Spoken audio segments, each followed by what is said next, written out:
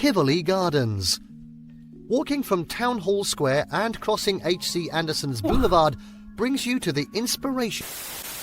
Olá pessoal, bem-vindos a mais um vídeo nesse canal. Nós somos cidadãos do terceiro mundo e nesse canal a gente reage e aprende coisas do primeiro mundo. E nesse vídeo a gente vai reagir a 10 coisas para se fazer em Copenhagen. Então pedimos que, por favor, você considere se inscrever, ative as notificações e também faça mais sugestões aqui embaixo nos comentários. E agora vamos para a reação.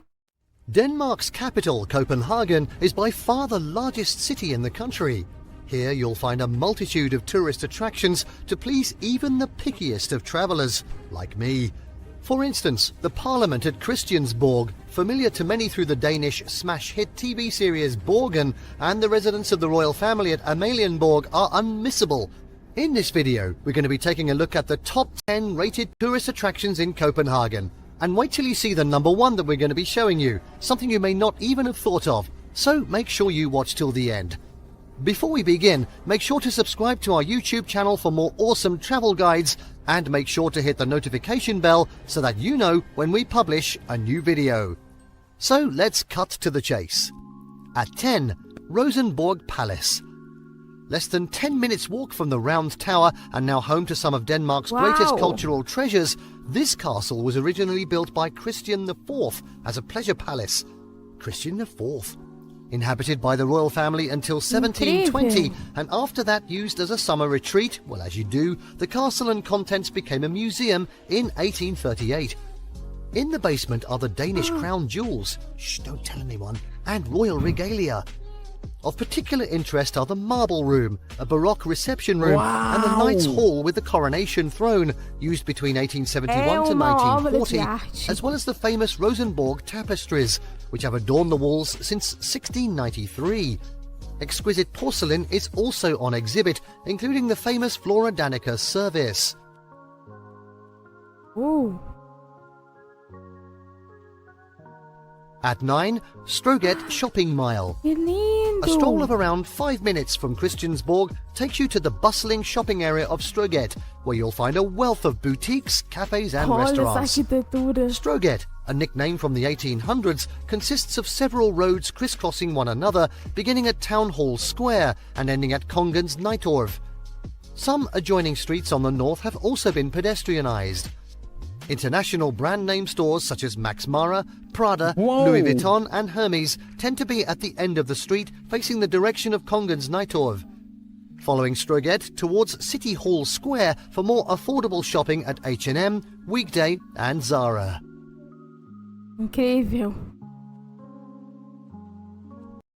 É porque realmente a gente não tem condições, mas se a gente tivesse, a gente ia adorar passear por essa rua, por esse local, que tem muitas lojas interessantes ali, e ainda mais estando num país tão bonito como a Dinamarca é. É verdade, eu confesso que eu não me importaria de ir lá e não comprar nada assim, mas só de estar lá eu ia ficar muito, muito feliz, porque é um lugar incrível, tem uma energia, uma vibração incrível, então acho que deve ser muito, muito emocionante passear por essas ruas, ainda mais com essa arquitetura. At 8, Amalienborg Castle. Less than 1.5 kilometers from Rosenborg in the Frederiksstaden Quarter, you'll find Rosenborg's sister palace, Amalienborg, along with its serene waterfront gardens. The 4 palaces facing onto the square were originally built as homes for the nobility, but were taken over by the royal family after a fire at Christiansborg in 1794. The palace takes its name from Queen Sophie Amalie, who had a sumptuous summer retreat on the site, which also burned down in 1689. Bewitched. The area was designed to be a model society, with the king as focal point and the aristocracy, the 4 palaces, surrounding him. Today, Queen Margrethe II and her family occupy the upper story of Christian IX's palace, and the Moltke Palace is used for official purposes. The soldiers of the Royal Guard, with their bearskins and blue on festive occasions, red, white and blue uniforms, are a unique symbol of the city. É muito bonito lá. Muito bonito. At 7, the Round Tower. On Kopmagadada is the Round Tower, a 36-meter high structure built as an observatory in 1642. It now also houses a small collection connected with the famous Danish astronomer Tycho Brahe. Uou! A particular treat is the platform, reached by a wide spiral ramp. From the top are magnificent panoramic views over the city. A new attraction is the glass floor, hovering 25 meters above the ground, where you can peer down into the castle's core. Eu confesso que por algum momento eu achei que não havia proteção alguma ali e que as pessoas simplesmente estavam correndo algum risco de cair ali dentro. Sim, achei que era só um curioso indo ali próximo. Meu Deus, que loucura. Eu Adorei. confesso que eu estou aliviado em saber que eu estava errado. Sim. Or not. Fans of Hans Christian Andersen will be interested to know that the tower features in his well-known story The Tinderbox. Wow. Eyes as big as the Round Tower. Oh yeah. Muito After taking in the Wow. views and getting your breath back, cidade é linda. why not continue on with a short walk around the old town? Wander by way of Skindergade and Ketchegade to Grabotrevorth on one of Olha isso, Copenhagen's olha que most lugar charming agradável. squares with its brightly coloured Wow. old houses.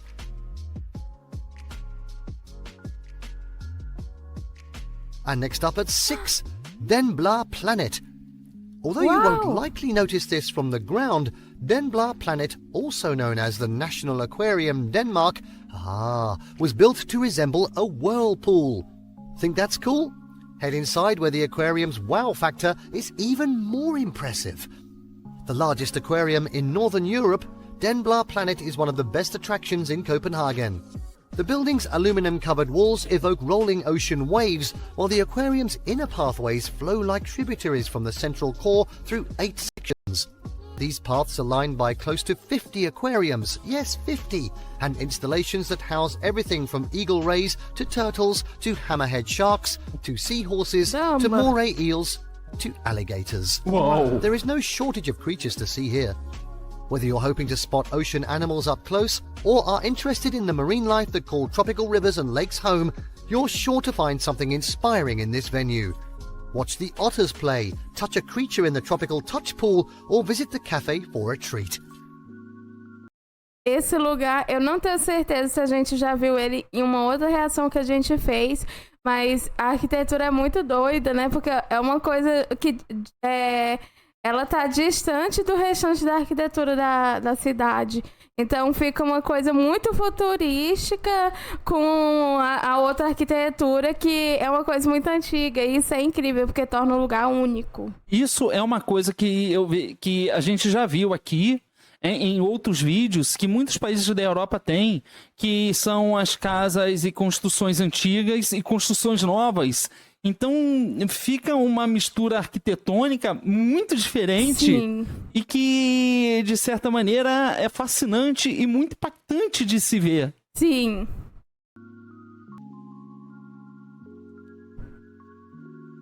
At 5, Nyhavn Harbour. To the rear of Amalienborg lies Nyhavn, New Harbour, which is Esse flanked by lugar a tem as street of the casas same name. coloridas. This enchanting area is a hub of activity, especially during summer. Brightly painted gabled buildings line the canal, adding a splash of colour to dreary days and enticing visitors to stop in for a peek at the wares for sale in the shops and a tasty bite in the restaurants and cafes that call this place home. Incrível. At the end of the harbour, an anchor serves as a memorial to Danish sailors who lost their lives in World War II. Nyhavn was once a disreputable quarter of the city, but now, with its majestic feel, it is a particularly charming part of Copenhagen that features in countless images of the city. Por que seria ruim um bairro ruim? Não me parece nem pouco ruim. Next up, at Wow. 4, the National Wow. Gallery of Denmark, Statens Museum for Kunst, Copenhagen. The National Gallery of Denmark displays the largest collection of Danish art from the 1700s to the present day, as well as impressive works from around the world. Highlights include the Danish and Nordic art exhibition, which spans 150 years, as well as paintings by the Dutch masters Edvard Munch and Picasso, among others. Natural light floods the Whoa. upper floors, giving the gallery a wonderful, airy ambiance. Be sure to pick up a map before exploring all the collections so you don't miss any of the impressive works. Once you've finished appreciating the art, take a break at the on-site cafe. It is particularly pleasant and a great place to unwind and soak up the surroundings. Uau, eu acho fascinante que muitos dos países europeus, eles têm muito essa questão histórica de museu. Eu acho incrível. E na Dinamarca, perceba que há coisas antigas e obras incríveis de pintores impressionantes. Uau, realmente Copenhagen é um local que tem muitas coisas para se fazer. Sim. E eu acho sempre impressionante quando há museus e coisas históricas para que as pessoas possam visitar. Não apenas quem vive no país, mas visitantes de outros países possam conhecer mais, que esses museus eles contam muito da história do local, do país. É verdade, uma coisa que eu tenho percebido por esses vídeos é que me parece que os europeus eles são muito fascinados com arte, com história, e isso é uma coisa muito bonita, porque ao mesmo tempo eles estão falando também sobre a história deles, então é uma coisa fascinante, realmente é uma coisa muito bonita. Sim. And now at number 3, the National Museum of Denmark.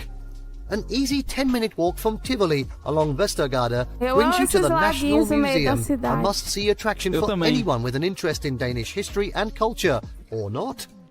Some impressive runic stones are on display here, and the Danish history collection includes a sun chariot, cult object in the form of a cart that is more than 2,000 years old, Romanesque and Gothic church fittings, Danish porcelain and silver, and collections of antiquities and coins. The ethnographical collection, including items from Greenland, gives an excellent impression of life among the Eskimos. Wow. Inside, you'll also find collections from other interesting areas including Asia, Africa and Oceania, as well as the culture of the Indians. That's not all. Here you'll also find the Prince's Palace, a Rococo building influenced by the French style of the period. Around 5 minutes stroll from the National Museum, Thorvaldsens Museum is also worth a visit to view spectacular works from this famous Danish sculptor.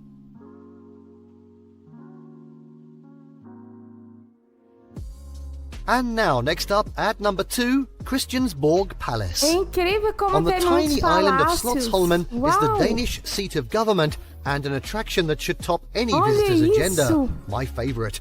Christiansborg boasts more than 800 years of history, and today the palace is home to the Parliament, the Prime Minister's office and the Supreme Court. In addition, several parts are still used by the royal house, although thankfully much is open to the public. Occupying the site where Bishop Absalon built the earliest fortifications of the city in just 1167, the ruins of the bishop's castle and the medieval fortress were discovered when the present palace was under construction and can now be toured. Among other points of interest are the royal kitchen, royal reception rooms, royal stables and the palace chapel. Opening hours for each section of the palace can vary since they are in use, so be sure to check ahead if you are interested in a specific area. Uau, é muito bonito. Esses lugares são realmente muito bonitos. Sim, e é uma coisa que eu percebi é que é uma cidade que ela transborda riqueza. E eu não digo só de riqueza econômica, porque a gente sabe que a Dinamarca é um país de primeiro mundo, é um país muito rico, mas de cultura. E a arquitetura também é uma coisa magnífica, e isso faz a cidade ser muito imponente. Realmente é uma coisa assim majestosa, né? A arquitetura, tudo é muito bonito. And finally, drumroll please for number 1, Tivoli Gardens. Walking from Town Hall Square and crossing H.C. Andersen's Boulevard brings you to the inspiration behind the Disney theme parks, the famous Tivoli amusement park and pleasure gardens dating from 1843. It's impossible to miss the grand entrance at Vesterbrogade. Here, visitors are welcomed through a dramatic archway flanked by columns. No matter what time of year you visit, Tivoli feels festive. Yes, festive. Inside the gardens, you'll wind your way through a village complete with cute shops and a lake adorned by well-lit trees that are mirrored serenely in the water. That's likely the only serenity you'll find in this miniature theme park, which brings out the kid in every visitor. Wow. Sure does. Here, you'll also find more than 20 attractions, including a roller coaster, roundabouts, halls of mirrors, pantomime, puppet and open-air theatres, a wealth of restaurants and cafes, flower gardens and a Moorish-styled concert hall, which is particularly pleasing when lit up at night. The park is famous worldwide and appears in many movies. Indeed, some might say it's the most famous attraction in Copenhagen. At Christmas, Tivoli becomes an extravagantly decorated wonderland.